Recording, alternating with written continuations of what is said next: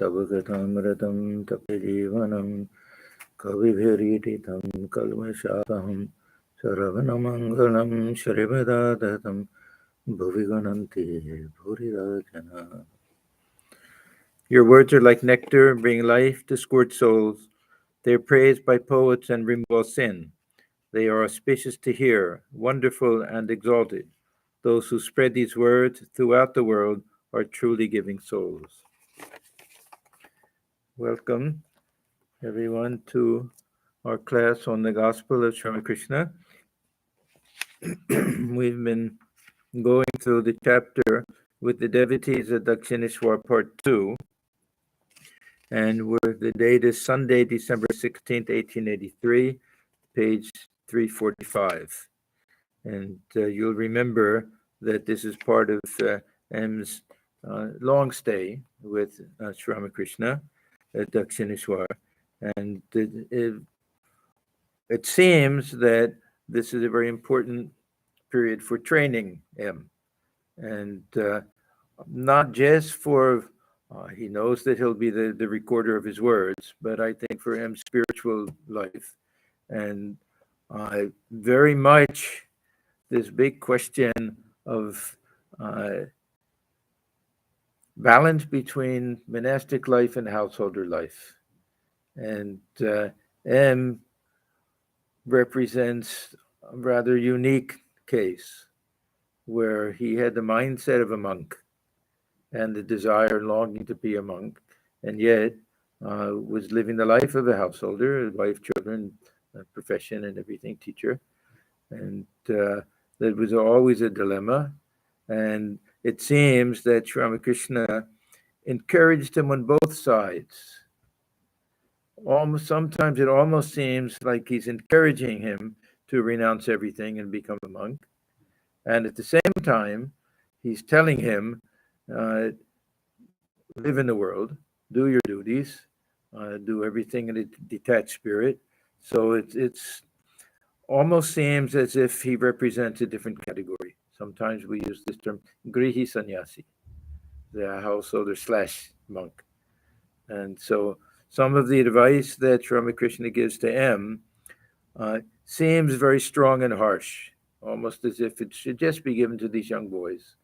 And at other times, he'll tell them, go back home, live with your fathers and family, and many times it seems, really almost begged Sri Ramakrishna for permission to renounce, to become a monk, and had tremendous respect and a little bit of envy, you could say, for the young boys who renounced everything. And they recognized that as a very high ideal. So we'll come across some things in this chapter that seem to be almost a mixed message to M. But Thakur, he knew what he was doing, and he really wanted to keep M in the world as a special example of someone who can live like a monk but live the householder life. It was evening. Sri Ramakrishna was meditating on the Divine Mother and chanting her holy name. The devotees also went off to solitary places and meditated on their chosen ideals. Evening worship began at the temple garden in the shrine of Kali, Radha Krishna, and Shiva. Now, when we read this, it's almost impossible to imagine the thick spiritual atmosphere. That what it would have been like to see Sri Ramakrishna meditating and chanting the name of God. Every time we read about Thakur in his room at sunset, we know he goes into a special spiritual mood at that time. And for others to be around, they'll feel that. They feel that when we go to Dakshineswar, even today, without Sri Ramakrishna being present in the physical body, we feel that, the tremendous atmosphere of that place. It was the second day of the dark fortnight of the moon. Soon the moon rose in the sky, bathing temples, trees, flowers, and the rippling surface of the Ganges in its light. The master was sitting on the couch, and M on the floor. the conversation turned to the Vedanta. Master to M. Why should the universe be unreal? Now, this is a theme that runs through the entire Gospel of Sri Ramakrishna. Again, another balancing act. Huh? To what extent do we want to call this world unreal? To what extent do we benefit from it? And to what extent is that something preliminary? Is it the final ideal? What does unreal mean? Does it mean really unreal? When we say like a dream, does it mean really that when we wake up, we'll find that nothing really happened? It was all imagination. Does it mean dreamlike, that it just has a certain quality to it of unreality? Does it mean just transitory? So the very big issue when Sri Ramakrishna says, why should the universe be unreal? He's taking this in the sense of imaginary. Why? Because there's some schools that really say just a projection of the mind. Because the idea that the world is unreal in terms of transitory, Sri Ramakrishna accepted 100%. That was really, I think, his understanding of the unreality of the world as compared to the reality of Brahman, the changeful nature of it and the fleeting nature of it, and nothing really that we can hold on to and cling to. Everything will leave us, or we'll leave everything. We can take it one way or the other. And depending on the nature of the devotee and their spiritual path, it'll either be helpful or not helpful to think of the world as unreal. The advantage, of course, is that we can lose a little bit of the strong attachment and even addiction to the world. If we start thinking of this world, that, but Sri Ramakrishna, I think, likes this idea that's unsubstantial. There's a little hollow, nothing of eternal lasting value in this world. The things that are lasting value are all interior things. That love within the heart, this love of God, this divine presence. These are the important things. But this is all to M. Because M was a little philosophical. He had read Kant and Hegel, and a lot of this idea of that we never know the thing in itself, that we only see appearances, this idea. So Sri Ramakrishna was really telling him, why should the universe be unreal? That means, why should one take that attitude? Why should one take that attitude? That is the speculation of the philosophers. Now, I was curious about a lot of these things. So sometimes I go back to the original Bengali, that we get a better idea that, especially with regard to this unreality, that I'm always curious, is it anitya, is it asat, and everything? So he's saying, jagat mithya kano habe. So this is the extreme form. It's not simply asat, it's not simply anitya, it's not simply avastu, but this is mithya, somehow false, or somehow like we're seeing an oasis in the desert, just as a mirage, somehow. So Thakur never took it to that extreme, that he liked more this idea, everything of this divine manifestation. Then he says, Osho bicharir kotha. I like the English translation, it's beautiful, that that is the speculation of the philosophers. But it carries, I think, slightly different meaning when it says that this is something that belongs to the realm of vichara. That means that there's something positive about that. We say just to the philosopher, it kind of dismisses it. But Thakur always says that at the time of vichara, at the time of analyzing things, then we have to make a distinction between what is eternal and what is changing. A distinction between what has some real substance and what is fleeting. Make these types of distinctions. That's the type of vichara that we have to analyze. So use that. So that is the speculation of the philosophers. On the one hand, it captures a little bit this idea that don't get too involved with this philosophy. And when Thakur uses this word vichara with regard to him, most of the time he's telling him, don't do it. Don't get carried away with too much philosophical speculation. Worry more about developing devotion to God and everything. So it has a little bit of that sense also. After realizing God, one sees that it is God himself who has become the universe and all living beings. So this again, this is that going up and coming down. That Thakur said that there's a reason why we make this distinction between Sat and Asat, real and unreal, because now we confuse them. We don't have that power to distinguish that which is, especially with regard to ourselves. We've lost this ability to understand ourselves as this unchanging eternal self, and we confuse it with the mind and the ego and personality and all of that. So we have to try to make that distinction. This is how vichara is helpful for us. So when Thakur says that's just vichara, it doesn't mean that it's useless. It serves a great purpose. I mentioned earlier that the Swami Bhuteshanandaji, he says that through vichara, we can't realize the highest truth, but we can eliminate all these false ideas. And that's enough. Once we've eliminated it, the ultimate truth will reveal itself, and it'll be beyond philosophy and everything. So this was Sri Ramakrishna's his worldview and his attitude, Bhava.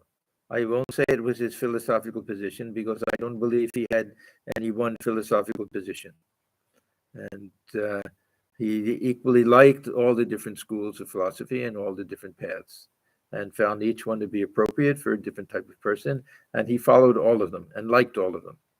That's why he used to say that when the mother prepares fish, she'll prepare it for all the different children that'll have different tastes and everything. And then he says, I like all fish preparations. So that meant that he liked all these different, he practiced highly dualistic types of spiritual practices, as well as the Advaita Vedanta and everything. So it's not that he had any one philosophical position, but he had a worldview that he was comfortable with.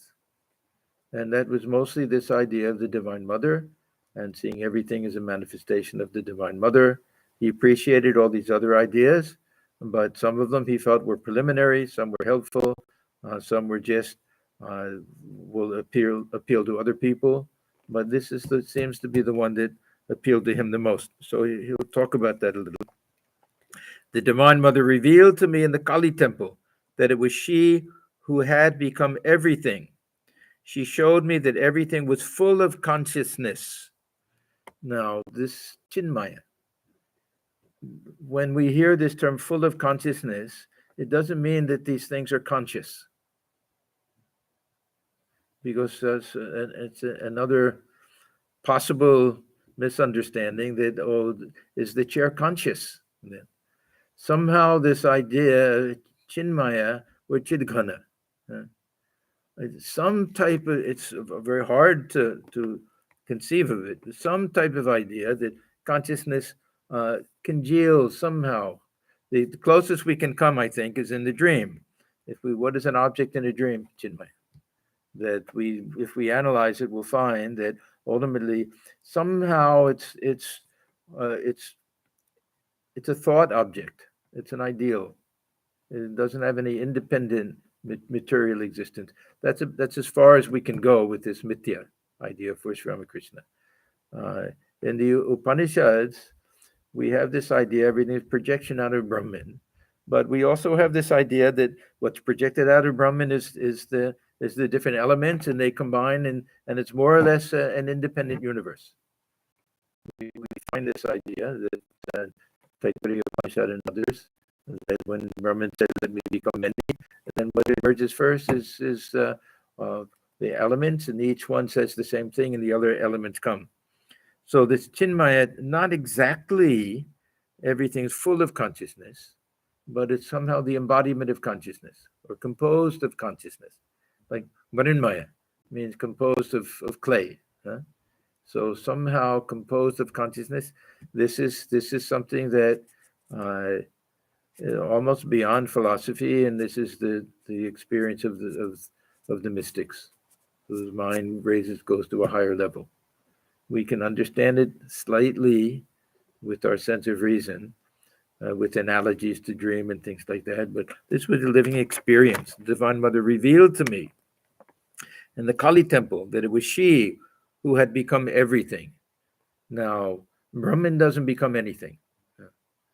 So this again, if we get mired down in philosophy too much. For Sri Ramakrishna, Brahman means Saguna Brahman also, means the Divine Mother. And then we're free from all of this, Brahman can't change or do anything. Then we have this, at least the Shakti aspect, that this, or the cosmic mind aspect somehow, that this can be responsible for this entire universe. Yeah. That's what is known as the all-pervading universal consciousness.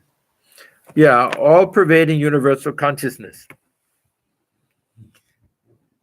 Yeah, we have different ideas. What does it mean for something to pervade something else? There are different ways of understanding it. If you have water and you throw some salt, and that salt eventually will be present everywhere in the water. It'll be all pervasive. You won't be able to find any area of water that doesn't have salt in it. The Upanishadic idea is more that just as gold will pervade jewelry, that means there's nothing other than the gold, plus name and form. So it's not like there's jewelry and then gold pervades it, enters into it somehow. So the all-pervading consciousness is another way of saying Chinmaya. It's because consciousness, and if we take this universe as something independent and separate and real and material, and then consciousness will go and enter into each and every cell of it like that, it doesn't make sense to us. Now, it may be, if we want to say, like the sun shining on all objects, illuminating everything equally, we could say something like that if we want. But generally, this idea of all pervasiveness that we have in the Vedanta is more this idea of gold and jewelry, that there's nothing separate. Satuvai. Yes. All are conscious. I will give an example of his nephew, Sibudada, that he was communicating with leaves and everything, but don't disturb, I'm going to catch the butterfly. Yeah. Or a little boy, yeah. And he's playing with his dog, yeah. but he's communicating with him. Yeah. He's thinking he's living actually. Yeah. It's not. Yeah, and also a little bit of this idea there can be Shakti in objects, how the rock can jump up and something like that. Yeah, but not exactly the same. And he was trying to say that the childlike nature, seeing consciousness everywhere. Yeah. But we run into problems if we start thinking that. Then we go to things like rocks and stones in a mountain. How do we divide it? Is it into each rock? How does it work that way? Generally, Vedantic idea will be more that unless an object has something that can reflect consciousness, a little bit of that idea of the container with the water and everything. Plants, they have some ability, they have something almost equivalent to a nervous system. So they do have some access, some ability to maybe not awareness as we know it, but to go towards the light, and for the roots to go towards water. Some idea. We know so many experiments were done that way, that some kind of access at least to consciousness. Jada, that we don't know if there's any such thing as conscious. There's a very nice verse from the Bhagavata that says that God thinks in man, he moves in animals, he feels in plants, and sleeps in stones. Something like that. Yeah.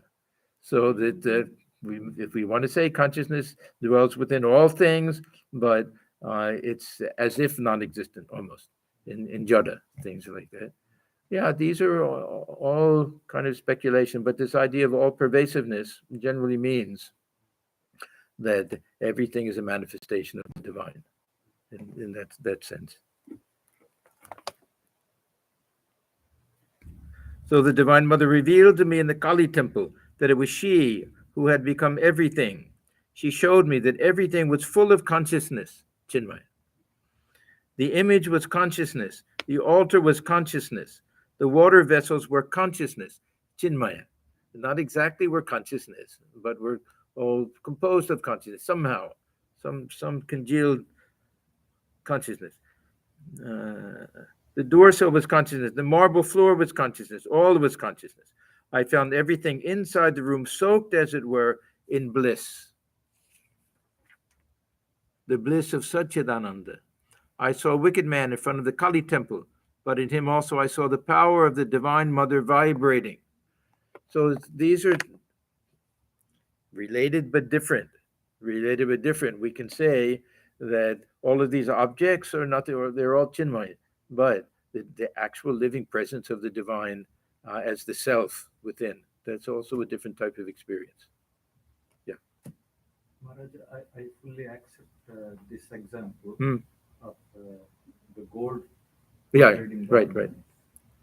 But the Taittiriya Upanishad, what exactly does it mean when it says tat srishtva tadeva anupravishat? Yes.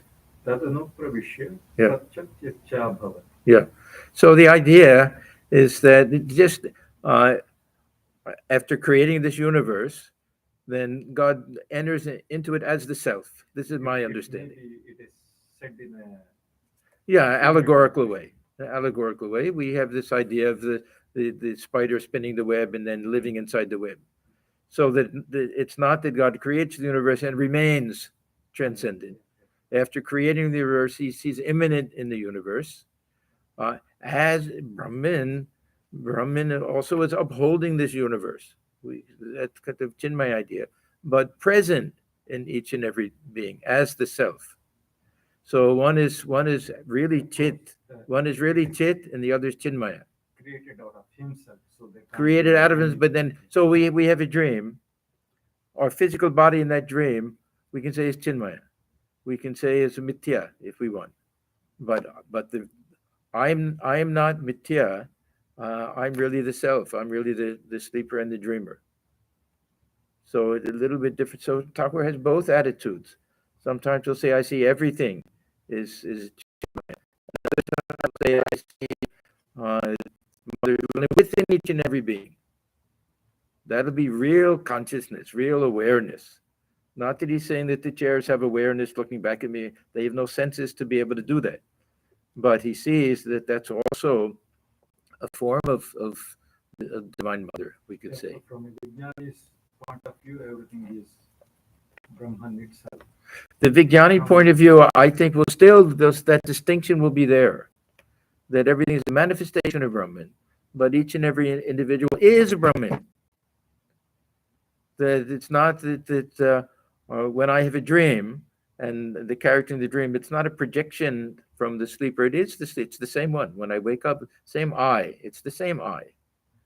But the other is really a type of projection. So that'll be the web that spun out of the spider. It comes from it, but it's separate from it, and then the spider dwells within it.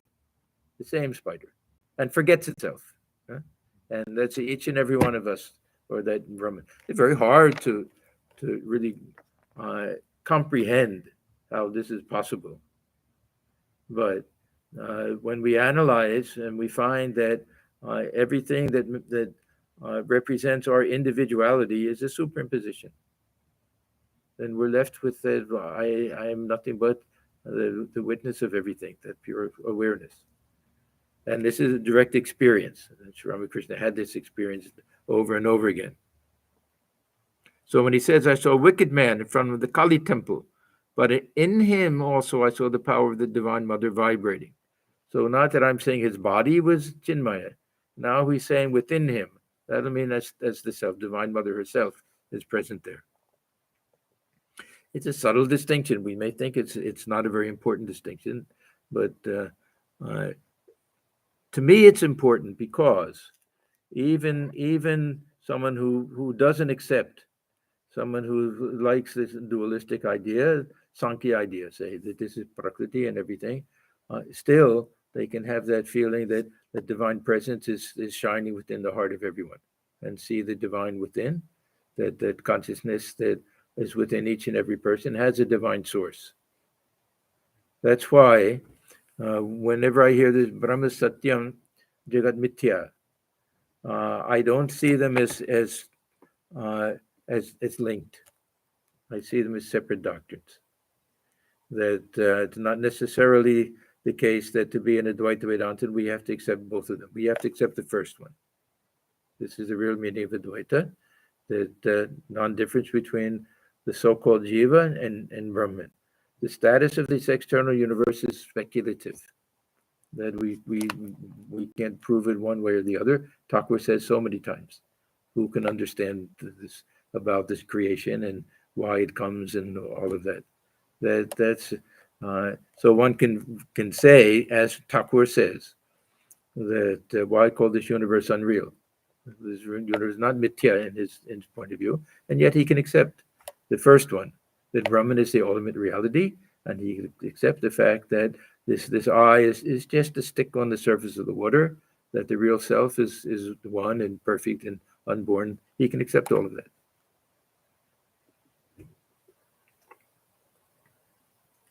So Thakur continues, that is why I fed a cat with the food that was to be offered to the Divine Mother.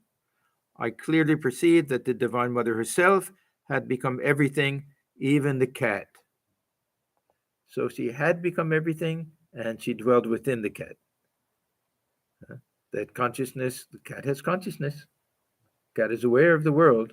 We don't know what the thought process is like, but the cat absolutely has consciousness.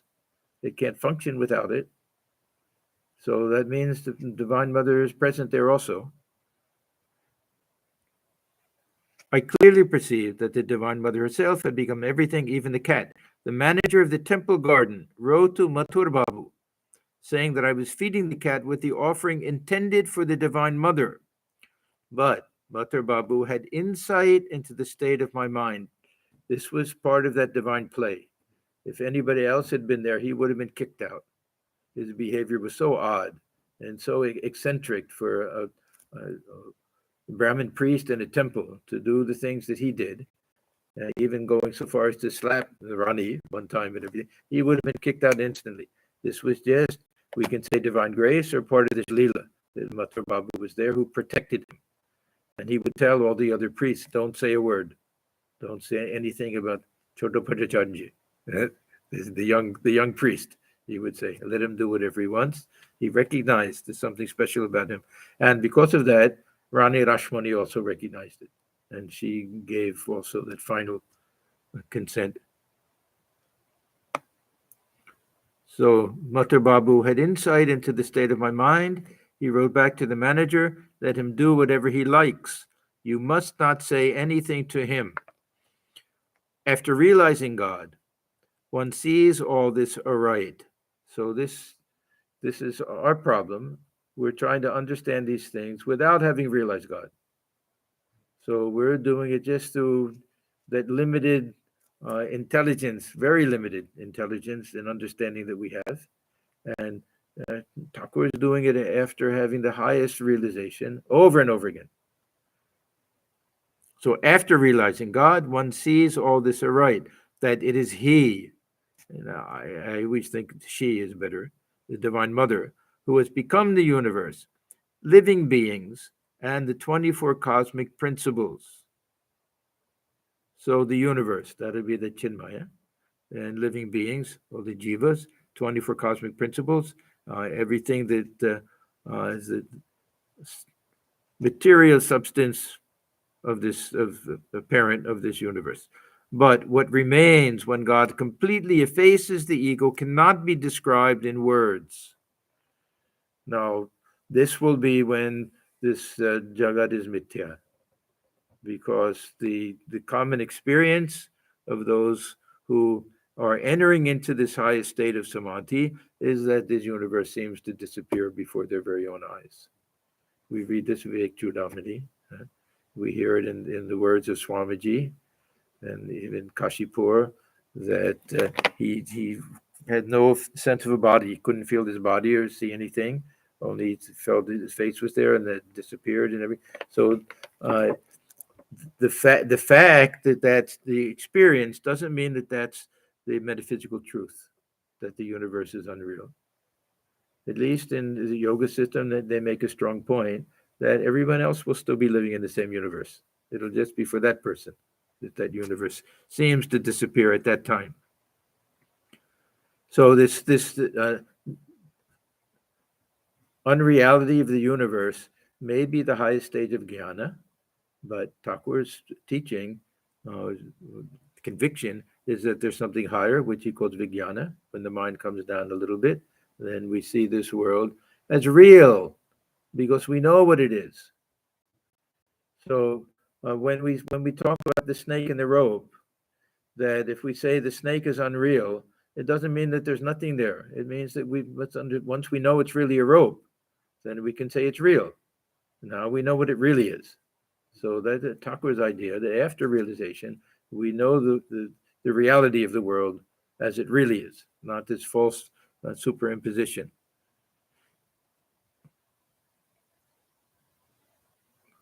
So after realizing God, one sees all this aright, that it is He who has become the universe, living beings, and the 24 cosmic principles. But what remains when God completely effaces the ego cannot be described in words. As Ram Prasad said in one of his songs, then alone will you know whether you are good or I am good. I get into even that state now and then. Yeah, Thakur, when they say that after his long stay in Nirvikalpa Samadhi, that after that his mind had the tendency to keep going back into that Nirvikalpa Samadhi state, and the close devotees weren't there at that time. Later, because of the coming of the devotees and because of his sincere prayer to the Divine Mother, not to let him get lost in that Nirvikalpa Samadhi, we find that it wasn't as common. He would go into that Bhava Samadhi state, where he would feel that joy and ecstasy, that communion with the Divine Mother and everything. But this Nirvikalpa state was not so common at the end, partly because of this prayer to the Divine Mother, and partly because he knew that he had a mission to fulfill, and he wanted to enjoy the company of the devotees and the joy of bhakti and bhakta, the two things that kept his mind down. He had to really make an effort to keep his mind down.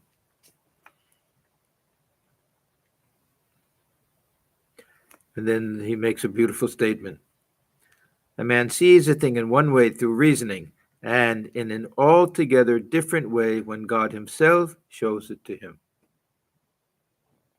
So we have no choice. We use our reasoning, and then we also have our faith in what Thakur is telling us, because this is a direct experience. Direct experience. He said his words go beyond Veda and Vedanta. Even what's written in the scriptures will get things that he can, and even he'll admit that there's certain things that just can't be explained. What did he say back here?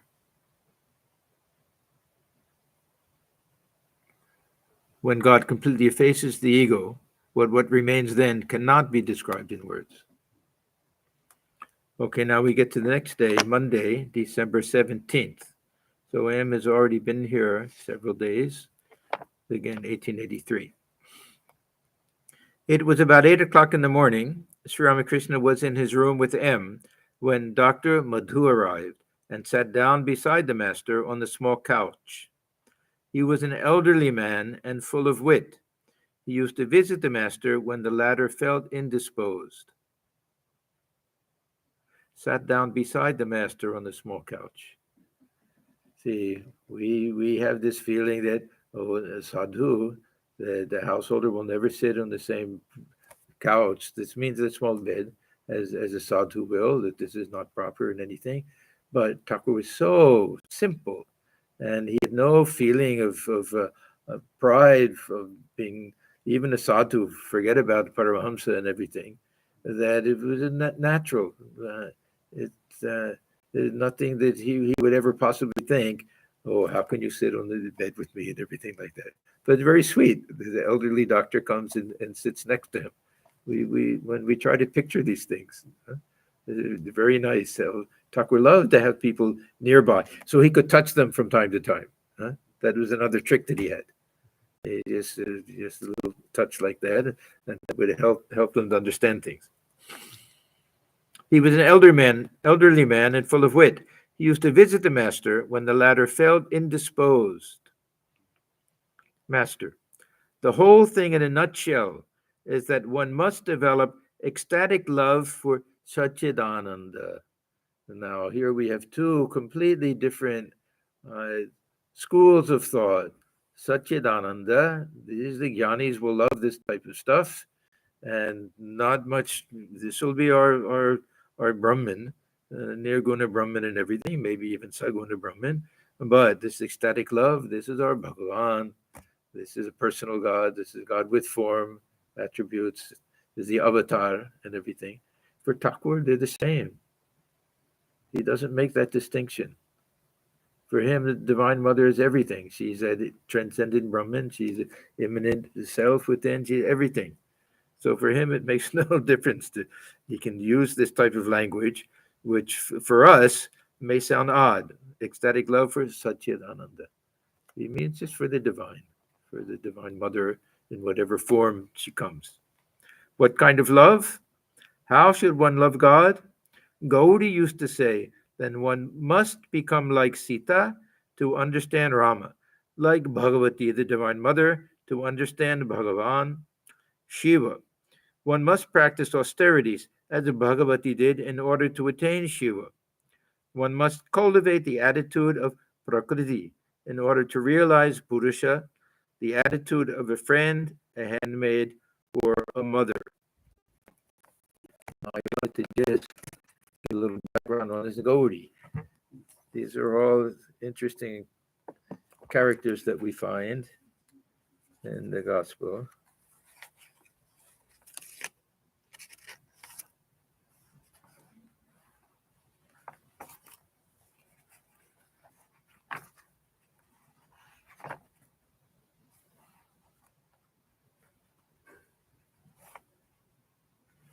Gauri Pandit, he was known as, and he came from the Bankura district, and he was, they call him a Virachari Tantric Sadhak, so the worshipper of the Divine Mother, and he had some special powers. We know that he was one of the ones who came to Dakshineswar. He met him first in 1856, and that was when they had that assembly of all the great pundits there, and he recognized Ramakrishna as an avatar and spent a lot of time with him, and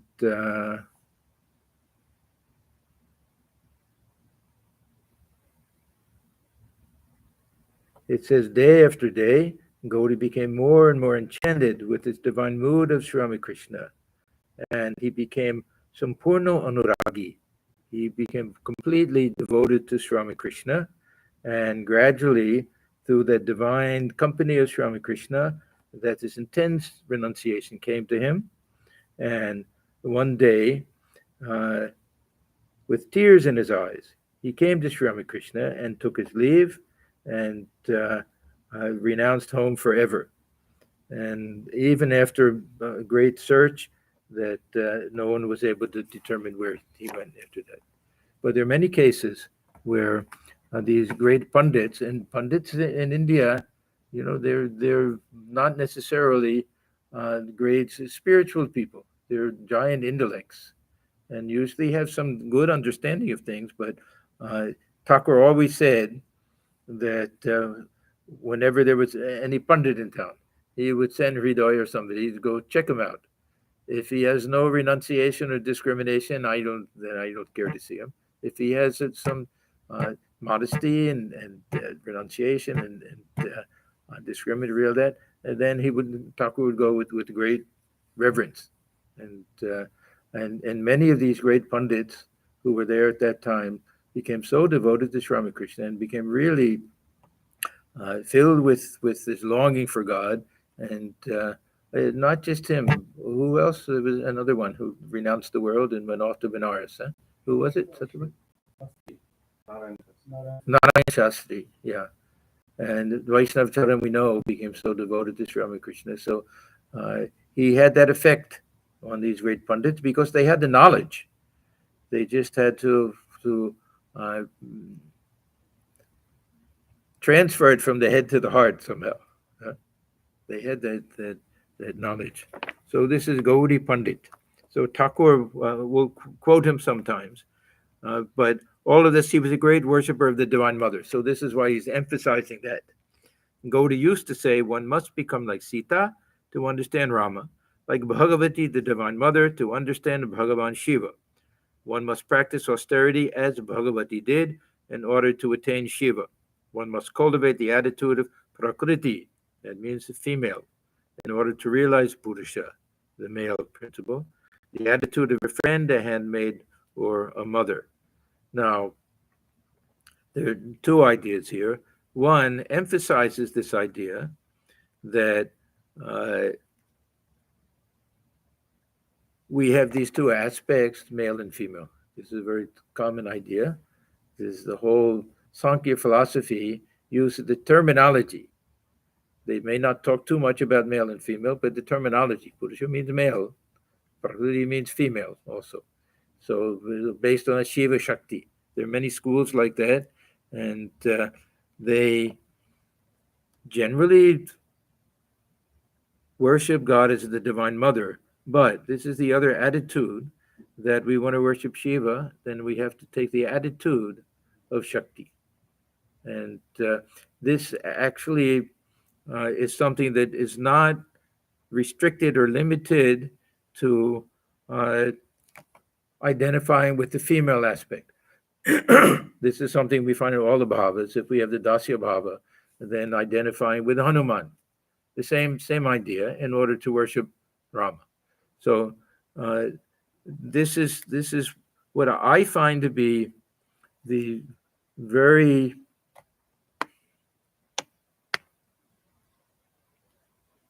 brilliant psychological element to this idea of bhavas, that if we want to worship God in any form, we immerse ourselves in the form of the divine, of the worshiper. So we want to worship Krishna as a young boy. We don't fix the mind on Krishna as a young boy. We fix the mind on Yashoda, so that we can identify with her, feel ourselves to be like the mother of Krishna. Then we can really worship Krishna. So this is that idea, this attitude that Gauri Pandit had. So in order to understand Rama, we must become like Sita, that idea. Then Sri Ramakrishna says, I saw Sita in a vision. I found that her entire mind was concentrated on Rama. She was totally indifferent to everything, her hands, her feet, her clothes, her jewels. It seemed that Rama had filled every bit of her life, and she could not remain alive without Rama. This we talked about before, that he saw her walking. This was a vision with eyes open, that near the Panchavati, he saw a woman that he had never seen before, very elegant, luminous form coming to him, and then the monkey jumped out of a tree and rolled in front of her, and then he realized that this was Sita who had come. And we know that everything, that he saw the bangles and he had the same type made for Holy Mother and everything. So that was a very important vision that Sri Ramakrishna had. So generally he would do that. He would either identify or even have a vision first. And after having the vision of Sita, then he could have the experience of Rama. It's something like that, how it worked in his mind. Not just in his mind. There's a whole philosophy behind this idea of the different bhavas. M. Yes, sir, she was mad with love for Rama. Master. Mad, unmadani. He used the word mad. That's the word. One must become mad with love in order to realize God. But that love is not possible if the mind dwells on woman in gold. Now, this is what I warned everybody about. Don't get too excited about all of this. That now he's really, I don't know what exactly his he was trying to how he was trying to kind of break M's mind and remold it somehow with very strong language, because this is not the kind of stuff that he talks to generally with the household devotees. He may say after the birth of one or two children, even that's for very advanced devotees. But this is for M. Usually, I don't like to translate this comedy conchen as woman in gold, but we have to here. Then he says, sex life with a woman. What happiness is there in that? The realization of God gives 10 million times more happiness. Now, one other thing is that M already had children. He was already entangled. He had household problems. Had his child died yet at this point? Comes later. One was to die. So anyhow, he really wanted to warn M about having more, and even then M had more children afterwards. So this is also part of that. Gauri used to say that when a man attains ecstatic love of God, all the pores of the skin, even the roots of the hair, become like so many sexual organs, and in every pore the aspirant enjoys the happiness of communion with the Atman. Yeah, so what his he was a brilliant psychologist. Why and how he's doing this to M at this point in the midst of their long stay? Because at the end of the whole thing, he'll say, "And now you're ready to go back in the world and live with wife and children and everything." But somehow he's trying to prepare his mind, and of course he wants to imprint on his mind that God realization is the ultimate goal of life, and that's more important than anything else. One must call on God with a longing heart. One must learn from the Guru how God can be realized. Only if the Guru himself has attained perfect knowledge can he show the way. A man gets rid of all desires when he has perfect knowledge. He becomes like a child 5 years old. Sages like Dattatreya and Jarabharata had the nature of a child. Now, this is one of our big catch-22s, that we can't realize God as long as we have a single desire, and we can't get rid of all desires until we realize God. So what do? we do our best. We try to get rid of the big desires. The little desires are not a big problem. As we get closer and closer, then the desires, they'll fall away. They'll fall away. And after God realization, what is there to desire? We have that which fulfills everything. It's not that we're giving up any desire. We don't have any more desires. We've gotten everything that we want. M. One hears about them, the Dattatreya and Jarabharata, these great sages. But there were many others like them that the world doesn't hear about. Master, yes, the Jnani gets rid of all desire. If any is left, it does not hurt him. At the touch of the philosopher's stone, the sword is transformed into gold. Then that sword cannot do any killing. Just so the Jnani keeps only a semblance of anger and passion. Sometimes Thakur uses this illustration for this, the ego, for this ripe ego. They are anger and passion only in name and cannot injure him. Because the God-realized soul still has a human mind. It's transformed, but the old samskaras are there. God-realized soul can still feel hunger and thirst. That physical body is still there and everything, but these are not the real desires that entangle us. And in Sri Ramakrishna's case, he had to keep some desires, and just to keep the mind down a little bit. Yes, sir. The Jnani goes beyond the three gunas, as you say. He is not under the control of any of the gunas, sattva, rajas, or tamas. All these three are so many robbers, as it were. Sure. So M is referring to Sri Ramakrishna's story of the three robbers who one wants to kill, the other wants to bind, and the other helps liberate. Master, yes, one must assimilate that. So I am letting Sri Ramakrishna know, oh, I remember that story you told. And Sri Ramakrishna is saying, okay, it's okay, you remember it, but it's one thing just to refer to it. You have to really understand it. So what does it mean to really understand it? It means that these passions and desires really can kill us. They can destroy our lives, or they can just keep us bound.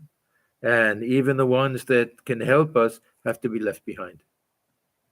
Is sattva, even that has to be left behind. But that helps us, that takes us out of the forest, that shows us the way. So we have to cultivate that. And then at the very end, we leave it behind. M. In this world, there are perhaps not more than 3 or 4 men of perfect knowledge.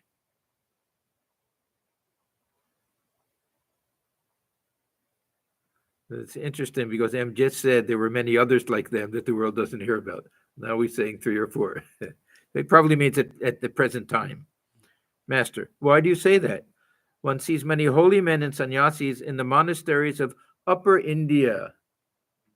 So this is when, before they had all the different names for all the states and everything. Huh? What was the upper provinces they would talk about? So Benares and those places. Thakur had, of course, he went to Benares. He had visits from sadhus from Rishikesh. He knew about these places. And of course, Totapuri from Punjab. And there wasn't much of a tradition of sannyasis in Bengal at that time. It was mostly these Vairagis from the Vaishnava tradition, but the actual Shankaracharya tradition, it wasn't very strong or well known in Bengal. So most of the sadhus, see, when Thakur was young, when he was in Kamarpukur, that somehow, I don't know exactly how, but they say that the village of Kamarpukur was one path that sadhus would take on their way to Puri. So the Laha family had a place where the sadhus could take food and rest and stay and everything. So Thakur spent a lot of time with them, and most of them were from North India. Most of them would be Hindi speakers, probably, and which is probably how Sri Ramakrishna learned Hindi.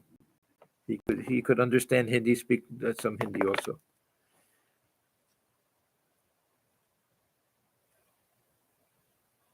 So, Master, why do you say that? One sees many holy men and sannyasis in the monasteries of Upper India. M. Well, I too can become a sannyasi like one of those.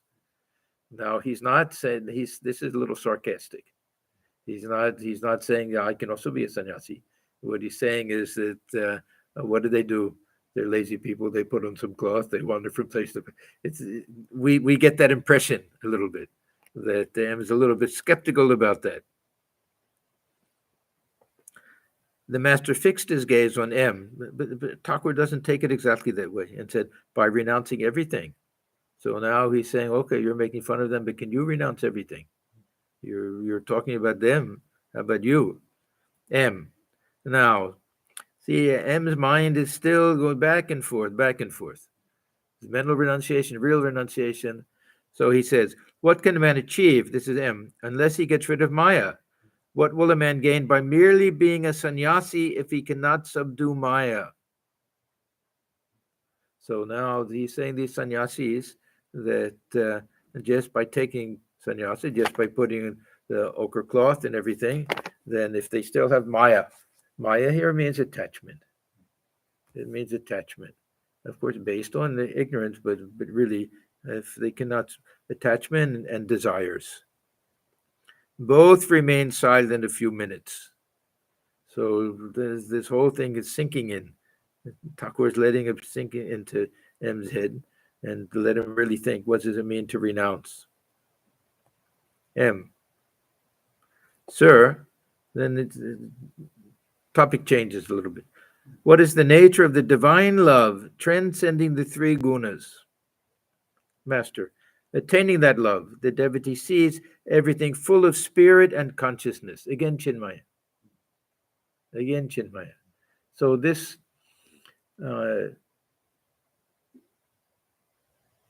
when you're talking about the divine love transcending the three gunas, for Sri Ramakrishna, this is also the Vijnana state.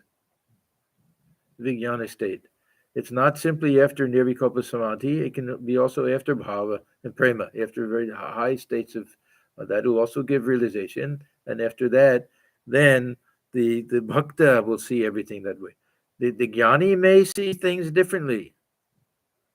This is why Thakur says that the jnani keeps the ego of knowledge. For them, everything may be a dreamlike. They may be immersed in the self, always mind going up and everything. But for the devotee, someone who has this divine love transcending the three gunas, they'll see the face of God everywhere, the face of the beloved everywhere, wherever they look. They saw that Radha and the gopis, everything they saw Krishna Maya. They saw Krishna wherever they looked. That, of course, some type of association. That whatever they saw, there was some divine connection. The tomalatry, black tomalatry. They reminded Krishna of his dark complexion. That's udipana. So attaining that love, the devotee sees everything full of spirit and consciousness, chinmaya. To him, Krishna is consciousness, and the sacred abode is consciousness. Again, this is Chinmoy Sham, Chinmoy Dham. Sacred abode is consciousness. The devotee too is consciousness. Everything is consciousness. Very few people attain such love.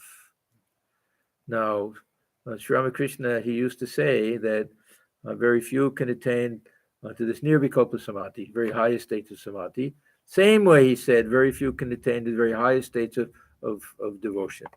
There's prema, that the force of the ecstasy will shatter the body even.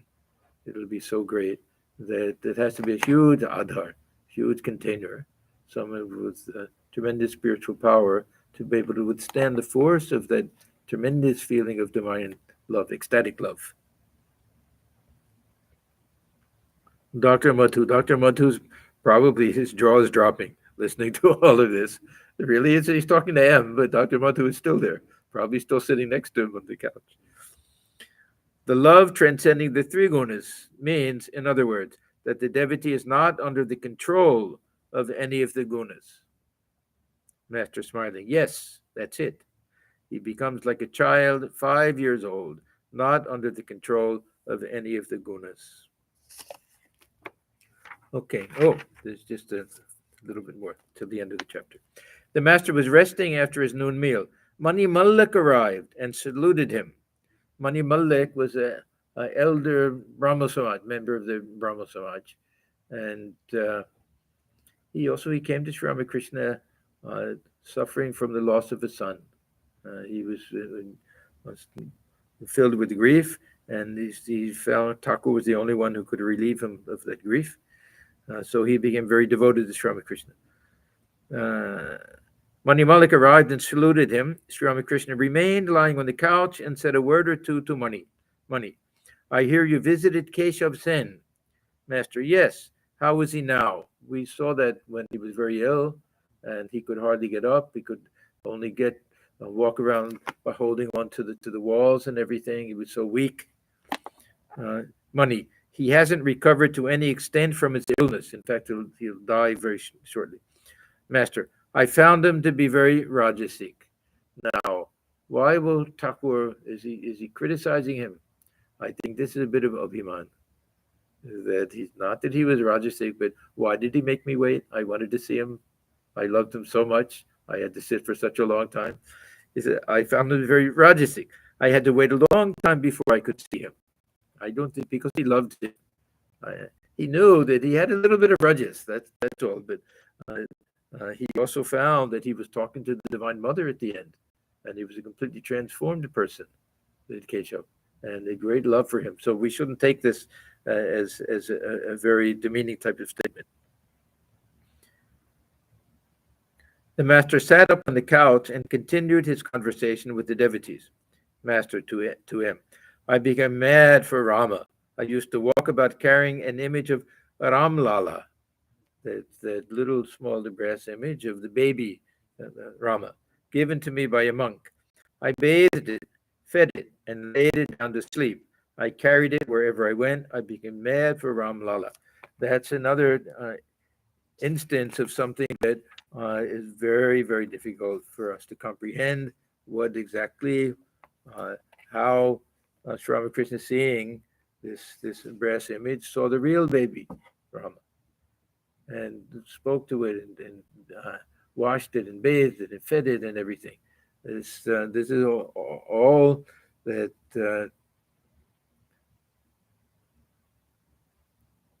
mind of the ecstatic mystic that is different from our mind, or the avatar, we can say. I don't, otherwise very hard to explain. Okay, that's the end of that chapter. We'll continue. Emma Dakshineswar, part 1. It's a new chapter, but it's actually the same. It's still M's visit. I'm not sure why it's exactly different. Anyhow. Om Niranjanam Nityamanantarupam Bhaktanukam Bhatadu Ishavataram Bharanashamidhyam Tam Ramakrishnam Shirasa Namah. We bow our heads before Sri Ramakrishna, who is stainless, of infinite nature, whose heart melts in sympathy for his devotees, who is an embodiment of the divine and the Supreme Lord, and ever worthy of our worship. Om Shanti, Shanti, Shanti. Peace, peace, peace be unto all.